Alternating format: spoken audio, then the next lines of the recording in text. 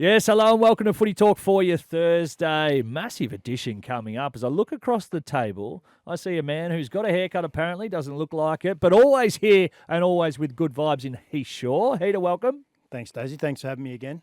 You're most welcome. Because you got no one else who's going to come and sit across from you. That's a lie, because as I look to the pointy end of the table, the man who's just rolled in, bloody tall, mind you, no surprises, is a ruckman. Former North Melbourne champion and now dominating at the Bombers, Mr. Todd Goldstein. Welcome. G'day, Days. How are we going? I'm going pretty well, mate. How are you? Yeah, going well. Enjoying life at the moment. As you should be. The Bombers flying. It's a difference. It makes sense. Yeah. He come from North to Essendon. Essendon was struggling last year. Yep. Now they're winning. Got It's him- a difference. It's Got simple. him sitting in fourth on the ladder. How are the Bombers going into not only just the on-field stuff, but you did move across. Do you want to, and can you explain sort of how that process played out and how you're finding it at the moment?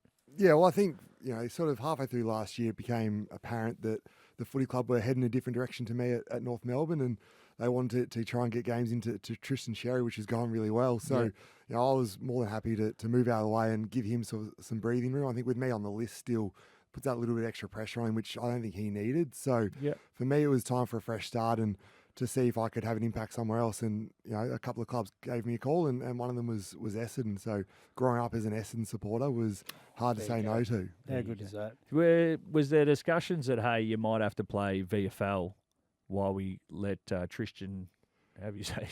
Sherry. Is it Sherry or? I think it's Sherry. Okay, Sherry. like the beer and lemonade.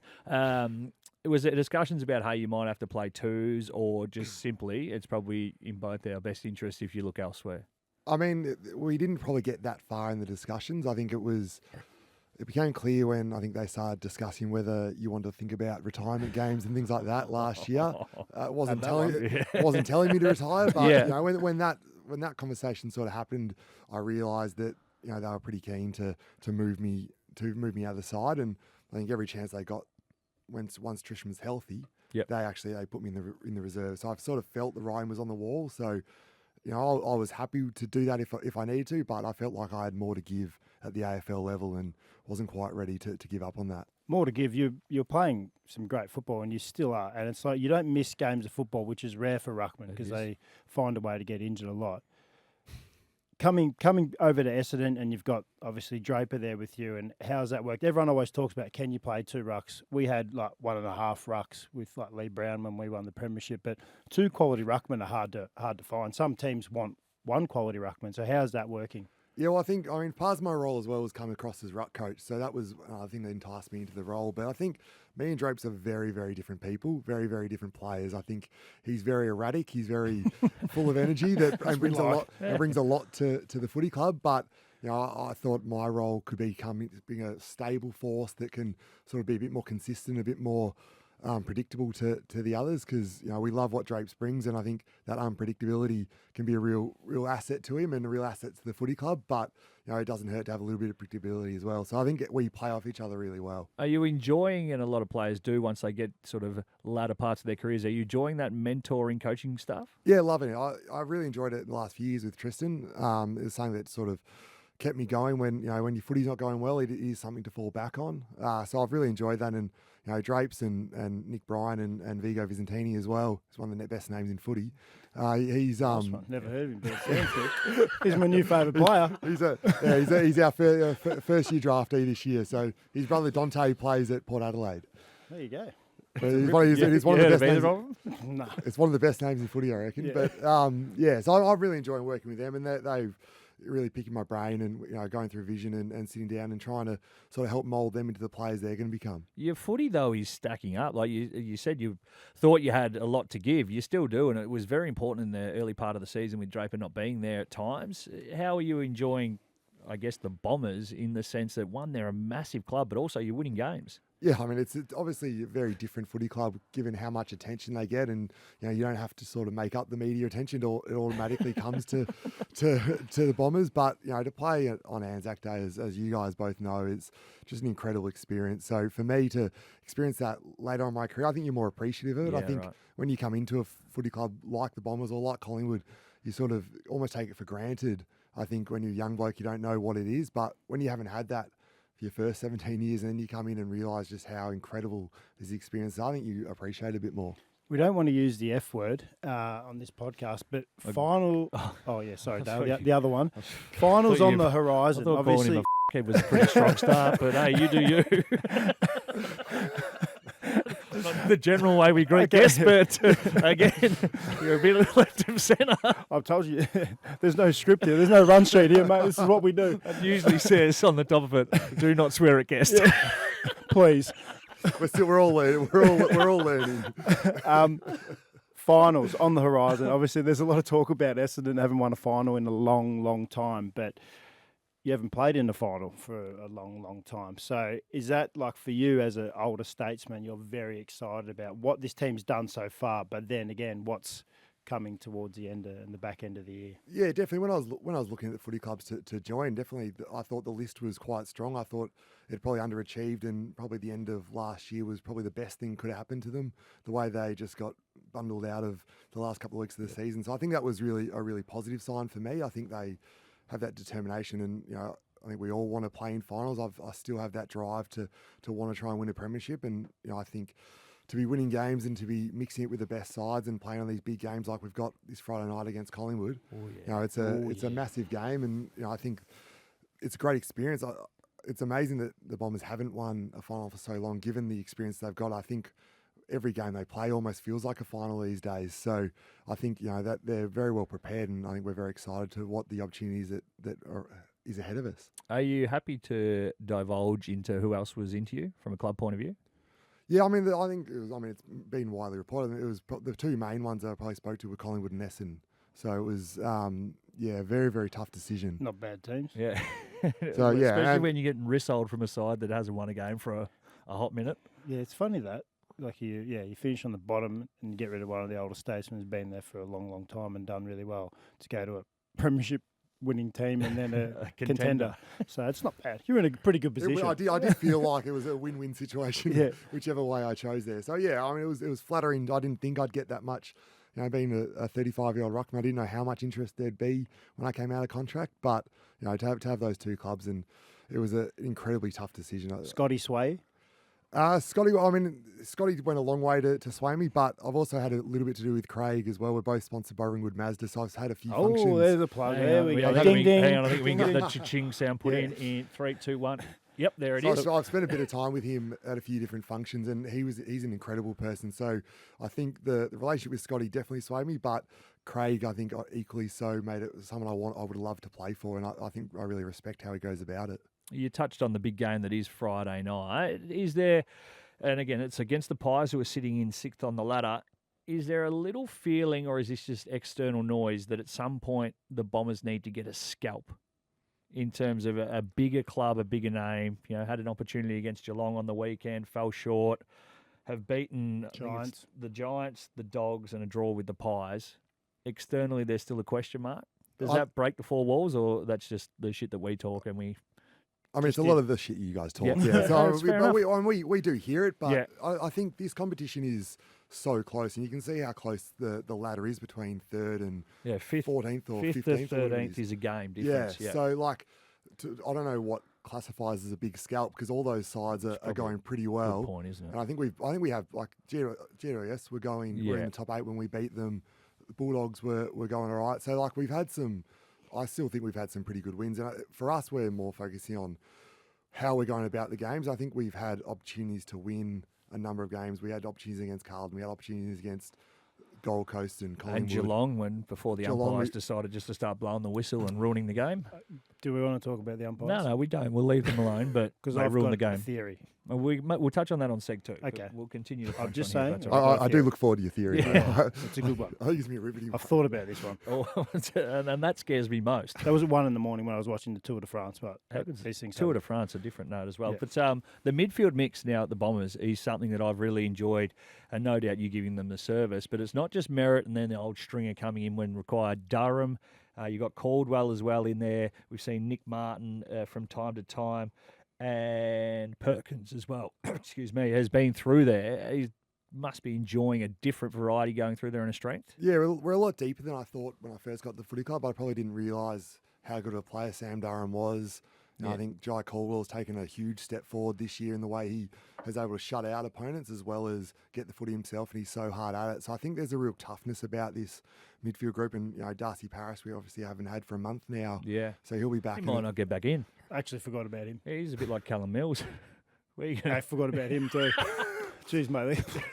What a luxury to have. It's a good problem to have. And I think that's what you need as a footy club. You need that depth to be able to run through the midfield, to be able to run through your whole side. You need to be pretty deep to probably 32, 34 players because injuries are part of footy these days, and you've got to be able to run deep. Who's crossing over from North Essendon? Who's impressed you the most? Give us a young player and an older player. Like, who's someone you thought, I know about them, but I don't know the inner sanctum sort of section. So who, like a younger player and an older player that's impressed you the most? Yeah, well, I think the older one is an obvious one in Zach Merrett. I don't think I realised how good of a player he was and how good of a leader he is as well. I think there's always been question marks over, I think, externally about his leadership and the way he's able to lead the group, and also just about the way he goes about footy. And I think I couldn't be more impressed with how smart he is and how well he goes about it. And from a young player, I think the one I mentioned before, Sam Durham, has just been unbelievable. I think that he's so hard in the contest. He's probably, if he's not the most explosive, he's close to the most explosive mid in the competition. The way he's able to just burst through the packs and cause much damage and never seems to get hurt himself. So I think he's someone that's just been outstanding. There you go. A little bit of insight there. One last question before we do take a break and come back and sort of do a little bit of preview mode, but also talk a little bit of random stuff. And I want to hear your thoughts on the umpires. Your forward of centre connection. It's always been a bit of a topic, and this year especially.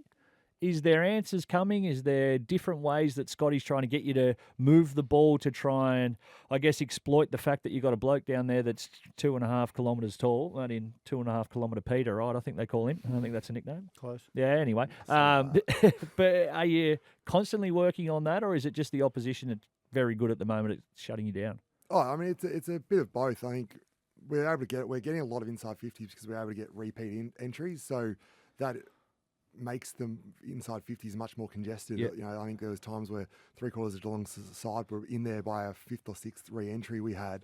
So it's about how we're going to move the footy, and it's something we talk about a lot. We're working on constantly, and I think that's what we're mixing around, what sort of mix we have in the forward line and how we want to get in there. But it's definitely something we're talking about every week. We love that, Hader. Like every team, Daisy. Yeah. The back line's organised, obviously, and they look after each other. The forward line, you know what, it's always the hardest line to coach because they all want their lick of the ice cream consistently. The number one side in the competition from going from defensive mid-turnover to inside forward 50. So if you just tighten up that last kick inside forward 50, look out. There's That's a stat some for homework. you. Yes, there you go. Hey, hang around after the break. We'll be chatting all things recommendations, as we are also a pop culture podcast. Heath Shaw's going mad on the umpires, and we'll go into full preview mode about the big game tomorrow night with the Pies taking on the Bombers. This is the Footy Talk podcast. Welcome back to the Footy Talk podcast. Thanks very much for joining us wherever you are. Heater, recommendation time. We've brought this in. I stole it from another podcast that I listened to with my missus. I think it's called Shameless, so we've shamelessly stolen it. I'm going to start off. Well, I'm not a massive online shopper. At the moment. Well, have a quick thing. No, I do. You said you had something. Have you bought anything off Amazon? I have. The fact that you buy it, scrolling in bed at 8 o'clock, and it's at your letterbox by midday the next day, has blown my mind. And day of. If you do it before 12 o'clock, you get it that night. I didn't even know that. Yeah, before 9. Before 9. If you order before 12, like today, like right now. So why'd you say before 9? Oh, at night. It comes before 9 at night. 9 p.m. at night is a cut-off. That's how many rockets we're setting. But phenomenal. Yeah. Like when you sit there and you buy most things, it's, 2 There's to 3 people ready to business go. days. Couldn't love that anymore. Yeah, well, we want everything quick now these days. We do, but that's my shout out. Anything? I'm recommend you stay up until all hours. Even you, Todd, just stay up. Even if you got a game the day after, and watch the Tour de France. It's actually one of the best things to watch post game when you can't sleep. Yeah, I spent all night last week watching that. Mate, I'm telling you, it's. You think they're just like cruising It's along. educational. It's so tactical. Yeah. It's very like educational, and these guys are just weapons, and they're all like a little. Obviously, they've got a couple of screws loose. There's like teammates that hate each other, but they have to like work together. So a bit like you and I when we played. Yeah, pretty much. What Like education right are you learning? What are you learning from an educational point of view? Kilometres per hour, time differences. I love the fact I put it on to sleep when they start talking about the chateaus that they go past and the castles. Oh, and the scenery is sensational. And the weather's beautiful over there at the moment. And even like the tan lines, you see them like they got the leg tan lines, and then even the helmet one like that. The strap tan line was amazing. I saw that last night. That was good. But the guy who's how leading, embarrassing when you're not wearing your helmet and you still look like you are. it's mate, I'm telling you, it's quality Let's go on stuff. holiday, You need to sort that out. But it's sunscreen or spray tan just here. Yeah, true. But yeah, it's good quality watching. I reckon you're spot on. If you're playing a night game, most players will be either watching the Euros or they'll be watching the tour. Anything that's floating your boat at the minute? I think a few people have gone to already, but I think the show Welcome to Wrexham. If you haven't seen that one, that is an unbelievable show. I think what they're doing for that town, but just I think a bit of Ryan Reynolds. I'm a bit of a man crush on him, so he's an enjoyable person to watch. I don't reckon you're the only one. I floated the idea of watching that show with Natasha, and as soon as she saw that Ryan Reynolds was attached, got a few more yeses than I was expecting. The umpiring's been a massive talking point. We won't ask you about it because you are still a player and have to toe the company line and say there's... Ruckman are all right. Like, apart from Mumford back in the day, like, he gave away a million free kicks. Mate, But what Ruckman do, they give away one, but then they get one. So it's sort of like, I reckon it's like 50-50. The umpire blows the whistle and both Ruckman go back and put their hand up. They don't know. And then which, you got to that's sort what of... I mean. And So then it's you like either got to put the other hand chance. up and stand the mark, or you get the ball and go and kick That's it. what I mean. They're 50-50 chance of getting a free kick and a 50-50 of giving one away. The umpiring boss and Andrew Dillon has come out and said the umpiring, I think a direct quote is, has never been better.